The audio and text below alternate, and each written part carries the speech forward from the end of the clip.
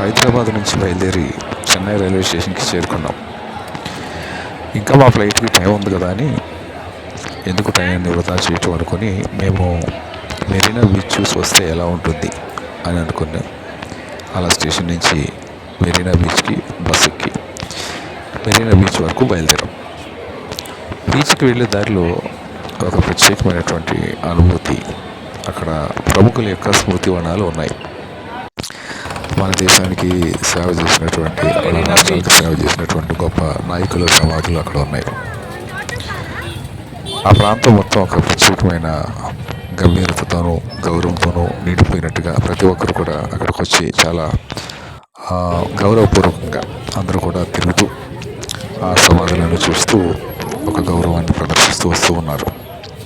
మేము ఇంకా కొంచెం ముందుకు వెళ్ళి ఎంజీఆర్ గారు అలాగే జయలలిత గారి యొక్క సమాధులు కూడా చూసి అక్కడి నుంచి బీచ్కి వెళ్దాం అనుకున్నాం.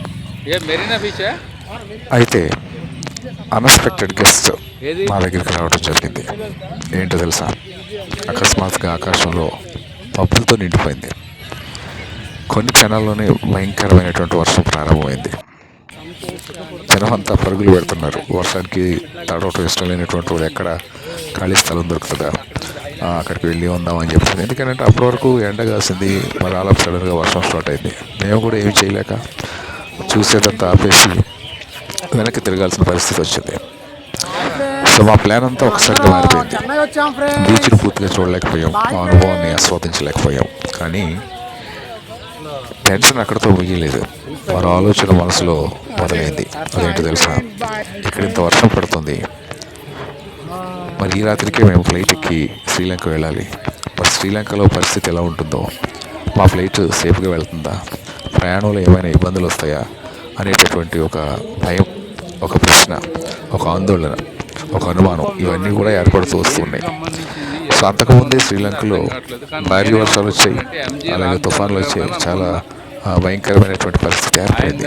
మళ్ళీ ఇప్పుడు మేము వెళ్ళే టైంలో కూడా వర్షాలు కురుస్తాయి, ఇక మా ప్లాన్ అంతా చెడిపోతుంది. అలా ఆ యొక్క సందేహం ఒక చిన్న భయాన్ని, మనసులో అలజడిని సృష్టించింది. కానీ మన జీవితం అంతా కూడా ఇట్లాగే ఉన్నట్టుగా కనబడుతూ ఉంటుంది. మనం ఒకటి ప్లాన్ చేస్తే దేవుడి ప్లాన్ మరొకటి ఉంటుంది. మెరీనా బీచ్ను పూర్తిగా చూడలేకపోయినా ఆ వర్షం మాత్రం ఒక గుర్తుండిపోయే జ్ఞాపకాన్ని ఇచ్చింది. కొన్నిసార్లు అనుకోని అతిథులు మన ప్రయాణాన్ని మార్చేస్తారు. ఆ రోజు మా ప్రయాణానికి వచ్చినటువంటి అన్ఎక్స్పెక్టెడ్ గెస్ట్ ఎవరో తెలుసా, వర్షం. ఆ వర్షం కారణంగా మా ప్లాన్స్ అన్నీ కూడా మారిపోయినాయి. మేము మళ్ళీ రైల్వే స్టేషన్కి చేరుకొని అక్కడి నుంచి ఎయిర్పోర్ట్కి వెళ్ళి సో విమానం ఎక్కి మేము శ్రీలంక వెళ్ళటం అనేటువంటిది జరిగింది. సో శ్రీలంక సిరీస్లో ఇది 2వ ఎపిసోడ్. అయితే మీరు అనుకోవచ్చు, ఏంటి ఇంకా అన్ని చెన్నైలో చూపిస్తున్నారు, హైదరాబాద్ చూపిస్తున్నారు. సో తొందరలోనే ఫ్లైట్ ఎక్కబోతున్నాం. ఆ తర్వాత శ్రీలంకకి సంబంధించినటువంటి బ్లాగ్స్ అన్నీ కూడా వస్తాయి. సో ఈ వీడియో మీకు నచ్చితే లైక్ చేయండి, షేర్ చేయండి, కామెంట్ చేయండి. ఫస్ట్ టైం ఎవరైనా ఈ యొక్క ఛానల్ని చూస్తూ ఉన్నట్లయితే సబ్స్క్రైబ్ చేసుకోవాల్సిందిగా మనం చేస్తూ ఉన్నాం. Thank you very much for watching this video. Brothers ఎక్కడైనా వర్షంలో